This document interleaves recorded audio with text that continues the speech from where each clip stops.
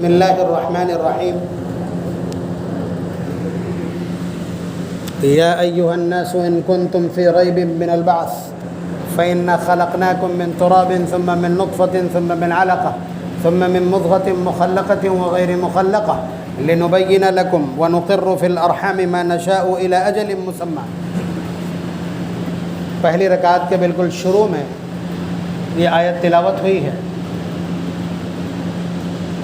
کفار مکہ اور آج کے بھی کافر اس بات کے انکاری ہیں کہ مرنے کے بعد ہم کو دوبارہ کیسے پیدا کیا۔ اذا كنا عظاما نخرة، وہ لوگ کہتے تھے کہ جب ہم بوسیدہ ہڈی ہو جائیں گے دوبارہ کیسے پیدا ہو جائیں گے۔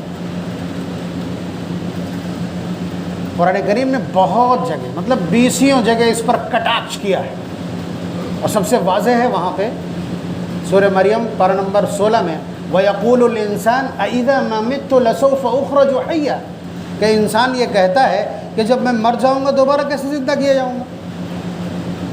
مطلب وہ کیسے زندہ کیا جاؤں گا یہ سوال کھڑا کرتا ہے۔ اللہ تعالیٰ پوچھتے ہیں اولا یذکر الانسان انا خلقناہ من قبل ولم یک شیئا، کہ انسان یہ بھول گیا کہ جب وہ کچھ بھی نہیں تھا تو ہم نے پیدا کر دیا تھا۔ جب وہ کچھ بھی نہیں تھا تو ہم نے پیدا کر دیا تھا۔ یہ وہاں کا سوال ہے، یہاں بھی اسی طرح کا سوال ہے۔ یا ایھا الناس ان کنتم فی ریب من البعث، کہ اے لوگو اگر تمہیں یہ شک ہے کہ اللہ تعالیٰ تمہیں دوبارہ کیسے پیدا کریں گے تو پھر سمجھو فإنا خلقناکم، کہ ہم نے تم کو پیدا کیسے کیا۔ پہلے پہل کیا تھا؟ اللہ تبارک و تعالیٰ ایک مرد کا ناپاک نطفہ ماں کے رحم تک پہنچاتے ہیں، اور پھر وہ کروموسوم سے مل کر کے وہیں ٹھہر جاتا ہے، اپنی حالت پر ٹھہر جاتا ہے 40 دن تک۔ من نطفہ ثم من علقہ، پھر اس کے بعد وہ بندھے ہوئے خون میں کنورٹ ہوتا ہے۔ ثم من مضغہ، پھر اس کے بعد وہ خون گوشت میں کنورٹ ہوتا ہے۔ یہ 3 دور ہیں 40 دن کے، یہ 3 چلے ہیں۔ 40 دن تک اپنی اصل حالت میں رہتا ہے، اس کے بعد 40 دن تک خون بستہ بندھے ہوئے خون کے طرح رہتا ہے، پھر اس کے بعد وہی گوشت میں کنورٹ ہوتا ہے۔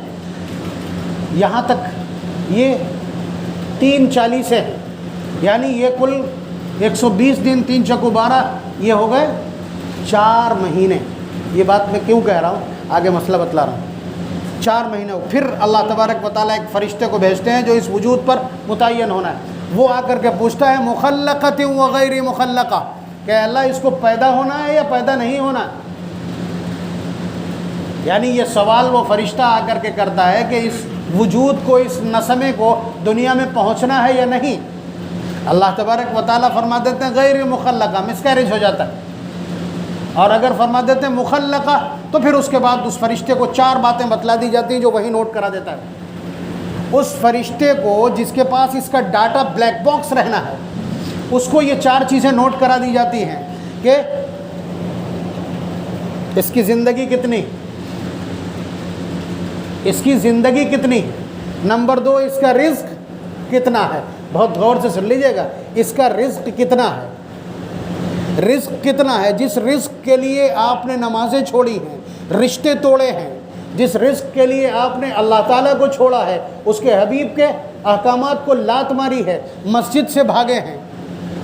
اور جمعہ کے دن دیکھیے خطبے کے وقت آنے والے وہی لوگ ہیں جو دکانوں پر بیٹھے ہوتے ہیں رزق کی تلاش میں اتنی دیر تک۔ یہ اس وقت لکھ دیا جاتا ہے جب جان پڑی ہوتی ہے، فرسٹ ٹائم، یعنی ابھی تک وہ ایک لوتھڑا تھا، ابھی تک وہ جان نہیں تھی، اب اس میں جان ڈالی گئی ہے، اور اس کے بعد یہ 4 باتیں لکھ دی گئی۔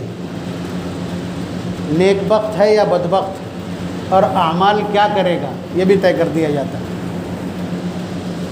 یہ بات میں نے اس لیے کہی، 4 مہینے کی بات میں اس لیے کر رہا ہوں کہ 4 مہینے سے پہلے اگر کوئی آپ عذر دکھاتے ہیں کہ میری بیوی کا ہیموگلوبن بہت ڈاؤن ہے، ٹھیک ہے، اس کی ہارٹ بیٹ ٹھیک نہیں ہے، اس کے جسم میں توانائی اور قوت نہیں ہے، اس کے باڈی میں منرلز نہیں ہیں، کہ وہ کسی وجود کو جھیل پائے، پریگننسی کو جھیل پائے۔ کچھ بھی آپ جتنے بھی اعتراضات ہیں، اگر اس کو کوئی حاذق ایمان والا طبیب یہ کہہ دے کہ ہاں اس عورت کو خطرہ ہے، اس وقت تک آپ اس کو ایبارٹ کرا سکتے ہیں، یعنی وہی چوتھے مہینے کے پورے ہونے سے پہلے تک، جب چوتھا مہینہ شروع ہو جائے، 4 مہینے مکمل ہو جائیں گے، 5واں شروع ہو جائے گا، یعنی وہ فرشتہ آ کر کے پوچھ لے اور پھر اس کے بعد اس میں جان پڑ جائے اور یہ سب کچھ لکھ دیا جائے، اب اس کو ایبارٹ نہیں کرایا جا سکتا، عورت مرے یا زندہ رہے۔ بات سمجھ رہے ہیں آپ؟ 4 مہینے کی بات میں اس لیے کر رہا ہوں۔ مخلقۃ و غیر مخلقہ، وہ طے کر چکے ہیں، اگر اسے پیدا ہونا ہے تو یہ عورت زندہ رہے گی چاہے آئی سی یو میں زندہ رہے، اس لیے کہ اس زندگی دینے والے نے زندگی لکھ دی۔ تو یہ صورتحال ہے۔ اب یہاں پر بس ذرا سا ایک مسئلہ خالی سمجھ لیجئے، اللہ تبارک و تعالیٰ نے انسانی وجود کو کتنا فلیکسیبل بنایا۔ اس کا نچلا حصہ کہاں ہے؟ ایک ناپاک قطرے میں، اور اوپر کہاں ہے؟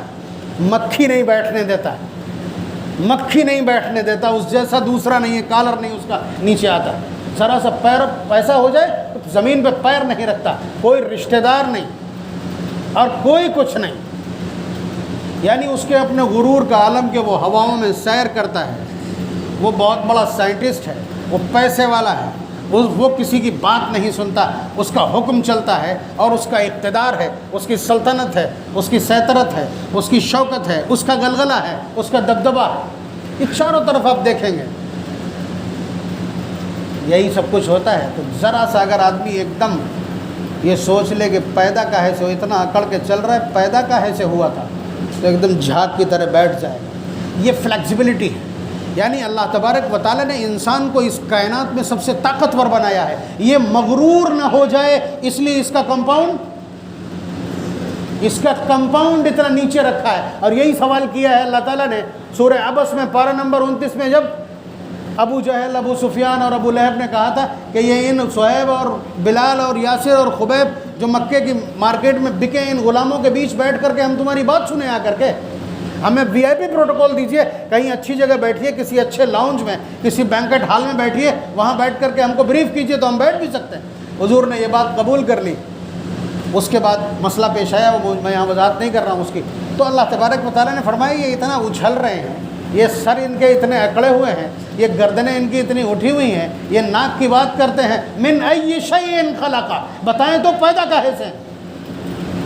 اللہ تعالیٰ کا سوال اسی میں، من ای شیء خلق، کاہے سے پیدا ہے؟ جواب نہیں بنتا تو اللہ تعالیٰ نے خود جواب دیا، من نطفہ، ناپاک قطرے سے، خلقہ فقدرہ، ہم نے انہیں پیدا کیا، پھر اس کے بعد انہیں سجایا، سدھارا، سنوارا، لڑکھڑاتے تھے کبھی گھٹنوں کے بل اور کبھی انگلیاں پکڑ کے، کبھی چلتے تھے کبھی گرتے تھے، ثم السبیل یسرہ، پھر اس کے بعد راہ چلنا سکھائی، ثم اماتہ فاقبرہ، پھر پہنچا دیں گے قبر میں اور پھر اس کے بعد اٹھا دیں گے، سب کچھ ہمارے اختیار میں، اکڑ کاہے کی؟ تو یہ صرف ان کے لیے نہیں تھا، یہ قرآن کریم کا ایک میسج ہے جو ہر اس شخص کے لیے ہے جس کے اندر یہ عقل ہو کہ اس کے پاس اسباب اور وسائل ہیں، اس کے پاس ریسورسز ہیں، اور اس کے پاس پیسہ ہے، اس کے پاس دولت ہے، اس کے پاس سطوت ہے، اس کے پاس اقتدار ہے، ان سب کے لیے، ان کے سروں کو سیدھا رکھنے کے لیے، ان کی نگاہوں کو نیچا رکھنے کے لیے، ان میں عبدیت اور بندگی پیدا کرنے کے لیے، ان میں فروتنی، نکبت، پستی، عبادت اور تواضع کا احساس پیدا کرنے کے لیے قرآن کریم کے یہ پیغامات ہیں جو آپ کو سنائے جاتے ہیں۔ اللہ تبارک و تعالی ہمیں قرآن کریم سے سبق لینے والا بنائے۔ آخر دعوانا الحمدللہ رب العالمین۔